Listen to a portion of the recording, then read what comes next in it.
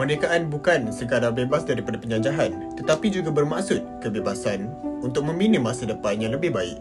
Setiap tahun, kita menyambut Hari Kemerdekaan dengan kibaran jalur gemilang, perarakan dan laungan semangat patriotik. Namun persoalannya sekarang, adakah kita benar-benar menghayati erti kemerdekaan dalam kehidupan seharian? Dunia moden hari ini, cabaran yang kita hadapi bukan lagi satu senjata atau peperangan, tetapi sikap acuh tak acuh, perpecahan kaum dan kehilangan jati diri. Jadi sebab itulah, semangat kemerdekaan perlu diterjemahkan melalui tindakan. Contohnya, dengan saling hormat menghormati antara kaum, mengamalkan nilai toleransi dan tidak sebarkan sebarang kebencian di media sosial. Inilah adalah satu bentuk perjuangan kita pada hari ini demi menjaga keharmonian negara yang berbilang bangsa.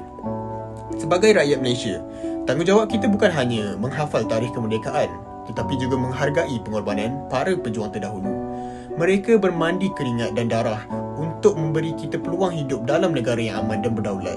Kini, giliran kita pula lah untuk menjaga kemerdekaan ini dengan menjadi warga negara yang berdisiplin, rajin menuntut ilmu dan menyumbang kepada masyarakat. Kemerdekaan juga bermula dari dalam diri. Ia bermaksud membebaskan diri daripada sifat malas, prejudis dan perpecahan.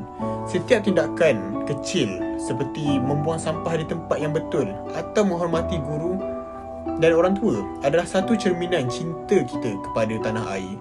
Sebagai generasi muda, kita adalah harapan negara pada masa akan datang. Jadi jangan biarkan semangat merdeka hanya sebagai satu simbol, tetapi jadikan ia satu pegangan dalam setiap aspek kehidupan. Jadi, mari kita buktikan bahawa kita bukan sekadar pewaris kemerdekaan, tetapi juga penjaganya.